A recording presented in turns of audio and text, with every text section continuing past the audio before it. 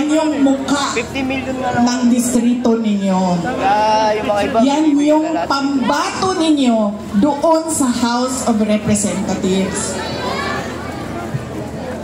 Unang-una, sobrang laki ng leeg niya.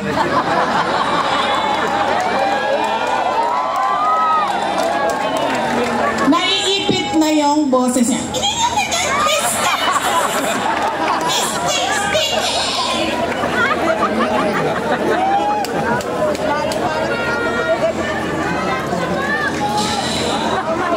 Pangalawa,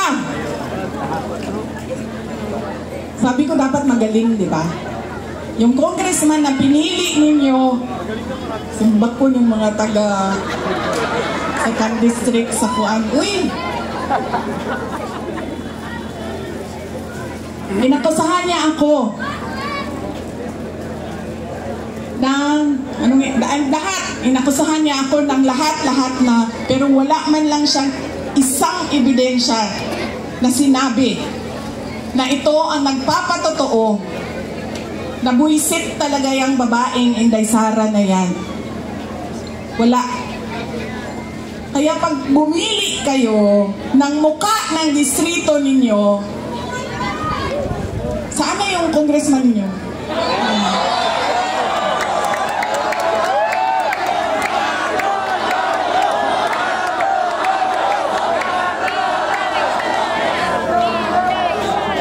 Ganitong klaseng pagmumuka ang ilagay nito sa Kongreso.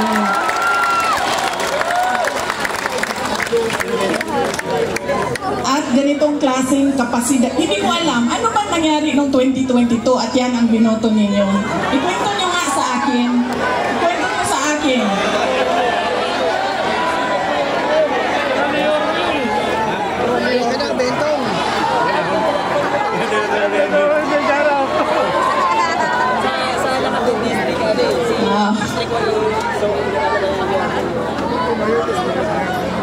Yan na ang sinasabi. Kasi talaga totoo. Nung nakita ko siya na nagsasalita patungkol sa akin, congressman yan? Ng syudad ng Maynila? Diba ang sobrang laki ng pride natin bilang Pilipino sa syudad ng Maynila. Tapos, yan ang sinasabi ko. In-endorse ng mayor ninyo, in-endorse ng sikat, binoto ninyo, hindi nyo man inisip.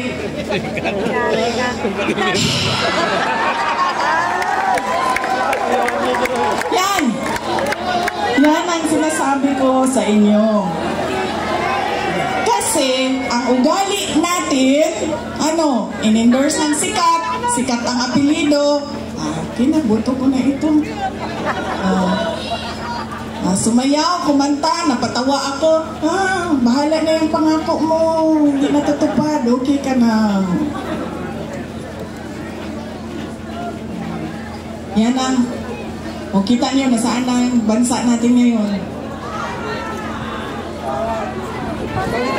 Nasa pangkungan na tayo. Ay, sorry, in-endorse ko din pala si BBM. Humingi ako ng patawad.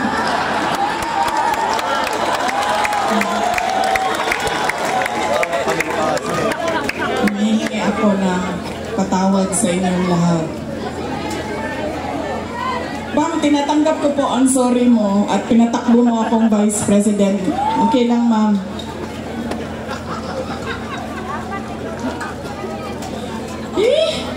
Saban, manguli na ta, uy. Di pa mo manguli?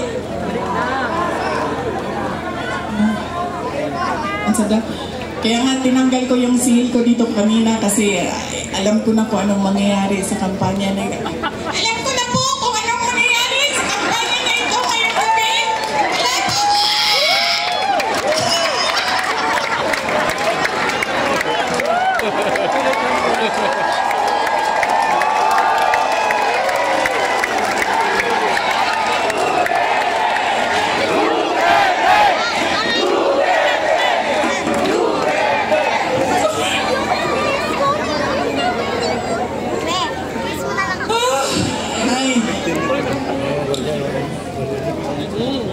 ulo.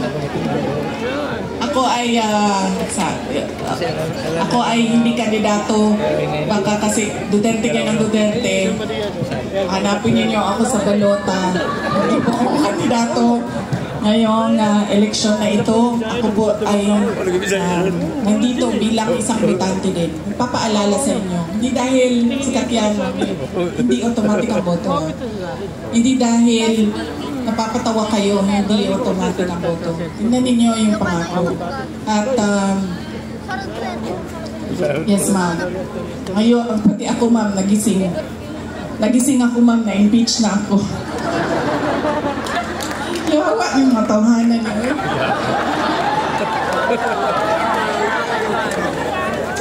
Asira ng ano.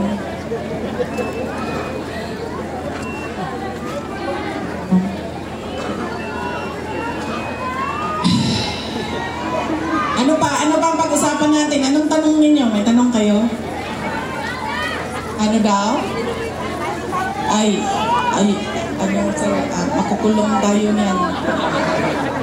Paalisin, palayasin, patalsikin, paalisin. Ano pa? Anong tanong ninyo? Paano maka-uwi si President Duterte? Kidnapin din natin doon, no? Punta tayo lahat doon. Akong bahala sa ticket ninyo, ha? Pagdating doon, kidnapin. Alam nyo, kawawa siya kasi nung nung tumawag siya, kinento niya sa akin, diba? Bakit kailangan diretso 10 yung mga senador? Sinabi niya sa akin, in Bisaya, sabi niya sa akin, ayaw biya akong kalimti din niya, kasi makalimtan ko ni mo, mabulok ko din niya.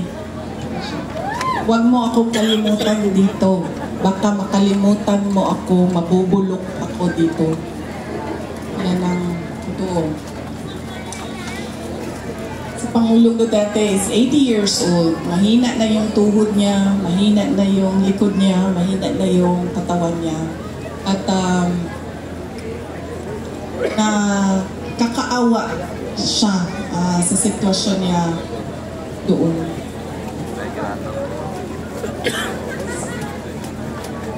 Sabi ko sa kanya, matuto ka na lang magluto ng itlog, mabilis lang yan. Halu-haluin mo lang, tapos lagyan mo ng mantika. Okay na asin. Sorry, wala akong marunong magluto. Asin. Sorry ma'am.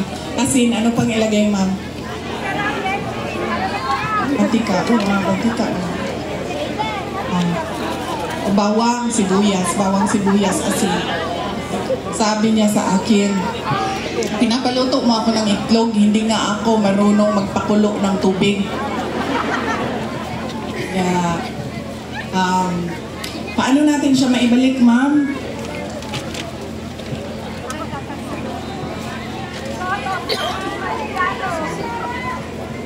Ituloy lang natin yung kanyang nasimulan na pagbabago.